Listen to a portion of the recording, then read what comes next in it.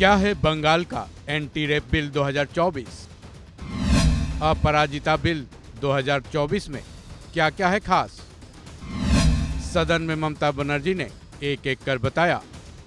মাথায় রাখবেন, আমি আপনাদের কাছে এবার বলি, এই আইন কি করবে? এই আইনটা অ্যামেন্ডমেন্ট করছি আমরা এই কারণে, সব তো করছি না, মাত্র কয়েকটি ধারা।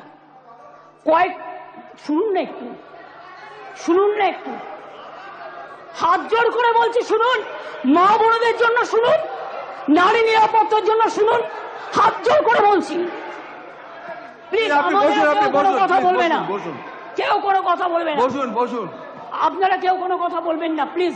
আমার একটু টাইম লাগতেই পারে, কারণ আমার অপোজিশন লিডারের কোশ্চেনের উত্তর দিতে হবে। আপনি বসুন প্লিজ, থ্যাংক ইউ সিট। মনে রাখবেন, এই নতুন বিলের তাৎপর্য তিনটি। তাৎপর্যটা বুঝুন। 1 নম্বর বর্ধিত শাস্তি, 2 নম্বর দ্রুত তদন্ত, 3 নম্বর দ্রুত ন্যায় বিচার। নতুন আইন সুনিশ্চিত করবে যে ধর্ষণ এবং নারী শিশুর প্রতি সকল যৌন হিংসায় শাস্তি হবে কঠোরতম। ভারতীয় ন্যায় সংহিতা এবং পস্কো আইনে এসব ক্ষেত্রে যে শাস্তির কথা বলা আছে তা আমাদের আইনে উল্লেখযোগ্যভাবে বৃদ্ধি করা হয়েছে। ধর্ষণ ও গণধর্ষণের ক্ষেত্রে ভারতীয় ন্যায় সংহিতার যে শাস্তির কথা বলা হয়েছে 10 থেকে 20 বছরের সশ্রম কারাদণ্ড এবং ক্ষেত্র বিশেষে যাবজ্জীবন সশ্রম কারাদণ্ড। আমরা এটাকে করছি আমৃত্যু সশ্রম কারাদণ্ড থেকে গুরুতর থেকে ক্ষেত্রে এমনকি প্রাণদণ্ড, এইটুকুই আমরা চেঞ্জ করেছি। ধর্ষণ বা গণধর্ষণের ফলে নির্যাতিতার মৃত্যু হলে বা নির্যাতিত সম্পূর্ণ ভেজিটেবল হয়ে গেলে ভারতীয় ন্যায় সংহিতায় এর শাস্তি বলা আছে 20 বছরের সশ্রম কারাদণ্ড এবং ক্ষেত্র বিশেষে যাবজ্জীবন সশ্রম কারাদণ্ড। আমরা এটাকে করেছি প্রাণদণ্ড ও জরিমানা।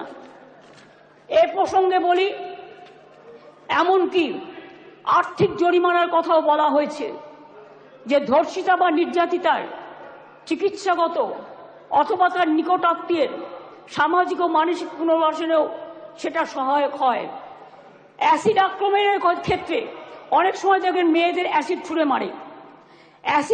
অ্যাসিড আক্রমণের ক্ষেত্রে ভারতীয় ন্যায় সংহিতার এর শাস্তিতে বলা আছে 10 বছরের সশ্রম কারাদণ্ড, ক্ষেত্র বিশেষে যাবজ্জীবন সশ্রম কারাদণ্ড এবং ফাইন। আমরা এই শাস্তি বাড়িয়ে করেছি, আরজি করার জন্যই তো এটা হচ্ছে, আমৃত্যু কারাদণ্ড এবং ক্ষেত্র বিশেষে প্রাণদণ্ড। দ্রুত তদন্ত করবার জন্য অপরাজিতা টাস্ক ফোর্স নামে এই আইন পাশ হয়ে গেলে একটি বিশেষ পুলিশ বাহিনী তৈরি করা হবে।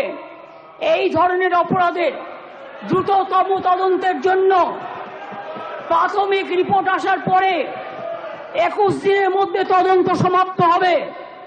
খুব ব্যতিক্রমের ক্ষেত্রে বড় জোর 15 দিন পর্যন্ত তদন্ত সীমা বাড়ানো যেতে পারে। শিশুদের জড়িয়ে কোনো অপরাধ সংগঠিত হলে সাক্ষ্য সংগ্রহ হবে 7 দিনের মধ্যে। দ্রুততম বিচারের স্বার্থে বিশেষ আদালত তৈরি হচ্ছে। চার্জশিট জমা দেওয়ার 30 দিনের মধ্যে ট্রায়াল শেষ করতে হবে। দ্রুততম বিচারই নির্যাতিতার মানসিক স্বাস্থ্য পুনরুদ্ধারের পক্ষে শ্রেষ্ঠতম পদক্ষেপ। আমি এখনো বলি যে আমরা নির্ভয়া ফান্ডের যে টাকা এসেছিল তাতে 60% কেন্দ্র দেয়, 40% আমরাও দিই। ইতিমধ্যেই আমরা এখনো কেন্দ্রের কাছ থেকে যা আমরা পেয়েছি 108 কোটি 79 লক্ষ, তার মধ্যে 81 কোটি 82 লক্ষ টাকা আমরা পেয়েছি, যেটা প্রাপ্য ছিল। অর্থাৎ কেন্দ্রের কাছে এখনো 26 কোটি 97 লক্ষ টাকা বাকি আছে। কেন্দ্রের কাছ থেকে যে টাকা আমরা পেয়েছি তার কাজ পুরোটাই করা হয়েছে। 72% টাকার ইউসিও জমা পড়েছে। বাকি টাকার কাজ দ্রুত গতিতে চলছে। এতে গেল কেন্দ্রের থেকে প্রাপ্য টাকা হিসেব। এবার আসি স্টেট শেয়ারে। নির্ভয়াতে রাজ্য 54,55,00,000 টাকা ইতিমধ্যেই দিয়েছে। এর মধ্যে 66% টাকা খরচাও হয়ে গেছে। রাজ্য এক্ষেত্রে আরও 17,98,00,000 টাকা এই ক্ষেত্রে রাজ্য আরও দেবে। তাছাড়াও আমি মনে করি যে কিছু কিছু হসপিটালে, এটা ফ্যাক্ট, আগেকার দিনে তৈরি হয়েছে মেডিকেল কলেজগুলো, কিছু ডাক্তার কিছু নার্সের যাওয়ার জন্য যে রাস্তাগুলো আছে গাছে ঢাকা বা অনেকটা খালি, এগুলো আমরা করিনি, অনেক দিন দীর্ঘদিন আগেকার। কিন্তু আমি অলরেডি হেলথ সেক্রেটারিকে ডেকে বলেছি, প্রিন্সিপাল সেক্রেটারিকে, প্রত্যেকটা রাস্তা তোমরা চেষ্টা করো কভার আপ করার, যেখান দিয়ে নার্স মহিলা ডাক্তাররা যাতায়াত করে বা অন্য ডাক্তাররাও।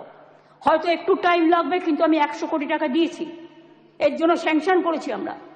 সিসিটিভি লাগাও সব জায়গায়, এবং যে জায়গাগুলো কভার করবে সেখানে আলো দাও। এছাড়াও যেখানে রেস্টরুম নেই সেখানে রেস্টরুমও করে দাও।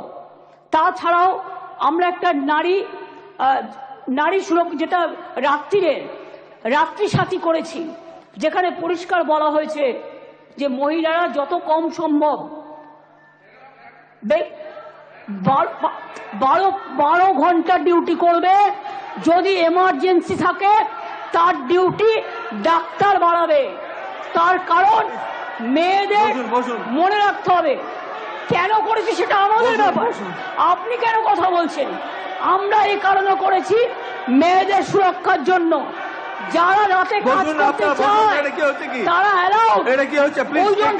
Problem, please listen